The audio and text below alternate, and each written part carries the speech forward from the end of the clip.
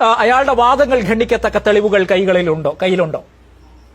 പിന്നെ തെളിവുകൾ എന്ന് പറയുന്നത് ഞാൻ ആദ്യമേ പറഞ്ഞല്ലോ, എനിക്ക് വലിയ പ്രശ്നങ്ങളൊന്നും ഉണ്ടായിട്ടില്ല. അതുകൊണ്ട് എനിക്ക് ഭീകര തെളിവുകളൊന്നും ഇതിനകത്ത് വെക്കാൻ പറ്റില്ല. പക്ഷെ അതിന് ആവശ്യമായ കാര്യങ്ങളുണ്ട് തീർച്ചയായിട്ടും. അത് ഞാനിപ്പോ എന്താണ് എങ്ങനെയാണെന്ന് പറയുന്നില്ല. പക്ഷെ ഞാൻ അങ്ങനെ മുന്നോട്ട് പോകാനും ഉദ്ദേശിക്കുന്നില്ല. ഞാൻ പറഞ്ഞൊരു വിഷയം ഉദ്ദേശിക്കണം. അതാണ് തമാശ.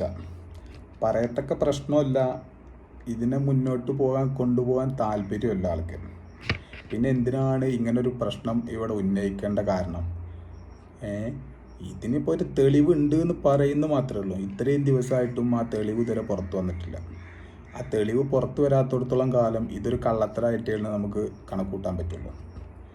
സംഭവം പെണ്ണുങ്ങൾക്ക് നിയമപരമായിട്ട് കൂടുതലും പെണ്ണുങ്ങൾക്കാണ് മുൻഗണന എന്ന് വിചാരിച്ചിട്ട് ഒരാണിനെ ഇങ്ങനെ അടിച്ചമർത്താൻ പാടില്ല. ഒരു കാരണം പറഞ്ഞ് ഒരാളെ നമ്മൾ തെറ്റുകാരനാക്കുമ്പോൾ അതിന് വേണ്ട തെളിവുകൾ നിരത്തിയിട്ട് വേണം ആൾ തെറ്റുകാരനാകണം എന്ന് പറയാൻ. അത് പറയാത്ത പക്ഷം ആൾ തെറ്റുകാരനല്ല. നമ്മൾ അവരെ സൈബർ ആക്രമണം ചെയ്യുന്നതിൽ ഒരു ന്യായമല്ല. കാരണം ഇതിപ്പോൾ ഒരു ചാറ്റ് വന്നു, ചാറ്റ് കാണിച്ചിട്ട് ഇയാൾ അങ്ങനെ ചെയ്തു ഇങ്ങനെ ചെയ്തു എന്ന് പറഞ്ഞതിൽ എന്ത് ന്യായമുള്ളത്? ഇതിപ്പോൾ ഈ ഇലക്ഷനോടടുത്തപ്പോൾ തന്നെ ഇങ്ങനെ വന്നത് തന്നെ ഇത് ആളെ താഴെ ഇറക്കാനുള്ള പൊറാട്ട നാടകമാണിത്. പണ്ട് ഉമ്മൻചാണ്ടിനെ താഴെ ഇറക്കാൻ സരിത കളിച്ച കളി പോലെ. അത് ശരിയല്ല.